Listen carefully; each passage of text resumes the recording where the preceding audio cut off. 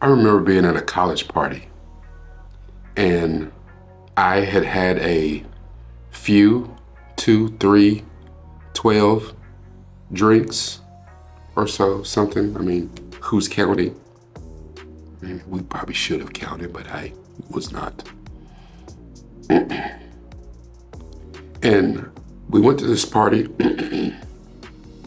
All I remember is I was having a great time. The next day, I woke up and I was talking to my girlfriend at the time. And I was like, oh, that was a great party last night. And she was like, was it though? I was like, what do you mean? I had a great time. She said, yeah, you had a great time. She said, you kind of left me alone and you had a wonderful time. And I was like, what do you mean? She said, do you remember anything that happened last night? And, you know, I am ashamed to say, I do not. I still, to this day, I don't remember what happened. She said, I didn't know that you spoke fluent Spanish. And I was like, what? I don't. I used to when I was younger, but I don't speak fluent Spanish. I spoke several languages fluently, but I don't speak fluent Spanish anymore. She said, yes, you do. And she said, apparently to unlock that particular talent, you need to be drunk. She said, because you were drunk last night and you and all the Mexican and Dominican and Puerto Rican kids, y'all had a great time. She said, because you were speaking 100 miles a minute with them and they understood everything you said. You understood everything they said. And y'all had a great fiesta last night. Listen, if these walls could talk,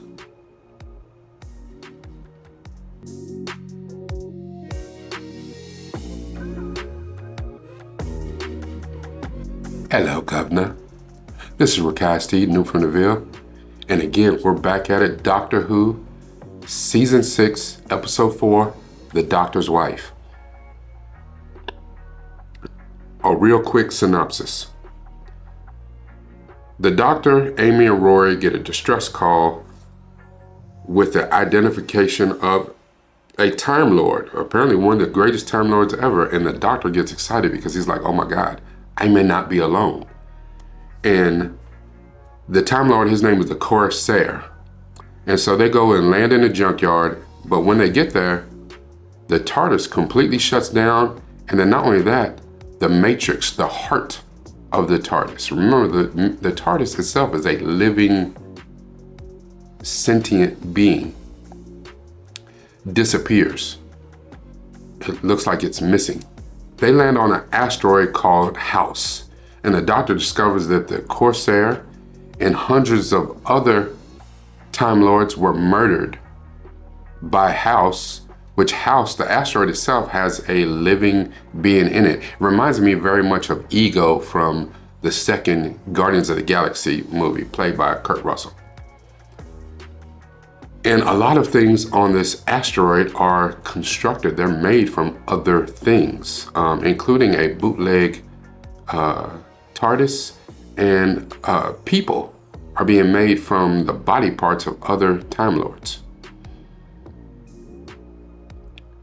A being on this house is named Idris, and somehow Idris is the resurrected spirit. The Matrix from the TARDIS is inside Idris. The TARDIS is giving physical form. House takes over the TARDIS because it's a time machine, and of course, get off the asteroid, take the TARDIS, and go to wherever. Go to Earth, go wherever, and wreak the kind of havoc that you've been wreaking. So Idris and the Doctor form a little makeshift bootleg control panel to the TARDIS, and they do this thing where they catch up to the TARDIS as it's in flight, and they basically destroy House in the process. This is called The Doctor's Wife because we realize that for all these 900 years that the Doctor's been around, whatever, when he first stole the TARDIS, him and the spirit of the TARDIS have been locked in. They've been connected for all this time. And once the TARDIS was given physical form, the Doctor realizes how much the TARDIS meant to him, and the TARDIS vice versa. And he, with all the companions he's had and people have been close to him, he still remained close to the TARDIS. The TARDIS is his wife. Again, you know I love my quotes. This quote is from someone called Daphne J. And it says, "If the walls could talk, the world would know how hard it is to tell the truth in a story in which everyone is a liar." You know, the thing about being the fly on the wall, the proverbial fly on the wall, is that are you your best self when you're not in public? I know that I've had many instances in my life, because I've lived all over the world, and I have been an absolute fool all over the world. And even in my vintage age that I am now, I would like to say that I'm living a better life, but I've probably still done some dumb shit. I would like to think that now, as I'm trying to be an example to my kids, that if the walls could talk, they would say the best things possible about me. And what would the walls say about you? What morals and integrity do you have that's not front-facing, public-facing? Because when you're around other people, you can get in public, you can go to church, you can go to, your book club or wherever at work and talk so glowingly, and people really have no idea who the hell you really are. You put on a front, you put on this facade, and many of us are very good at being the people that we think we're expected to be. But when you're by yourself, or just in the house on the phone talking to your best friend, your girlfriend, whatever, are you that same person? You talking about people behind their back, saying the worst, the most ugly stuff ever? What would the walls and the ceiling and the floor, for that matter, what would they say about you? I think that in this particular episode, I think it's wonderful that the TARDIS, in the form of Idris, but that the TARDIS has a real love for the Doctor, because the Doctor was always trying to help people. Even though the Doctor has an impressive kill chaos record, the Doctor's done a lot of ill shit, but it was always at the expense of trying to do the greatest good. He was always about saving people, saving worlds, saving universes. A lot of people would lay their life on the line for the Doctor because the Doctor is worth it. Are you worth it? Would anybody lay anything on the line for you? It's easy for us all to be the hero in our story.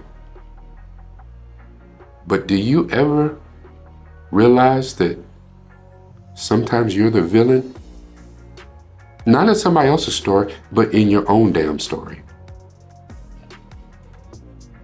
That's when real change comes. That's when you start to heal. You can't always be the damn hero. Sometimes you are the villain. And when you get in therapy, when you're dealing with you, the real you, you have to realize your villainous ways, and figure out if that's who you really want to be.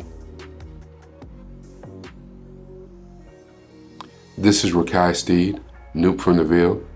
Make sure that you like, comment, share this as much as possible. Leave me some comments. Tell me about what you thought about this video. Tell me what you thought about the last one. I appreciate you, and I thank you. And if you're not subscribed yet, subscribe. Stop playing. Hit the button. Heaty speech. It's got to be about this. It's got to be about this too.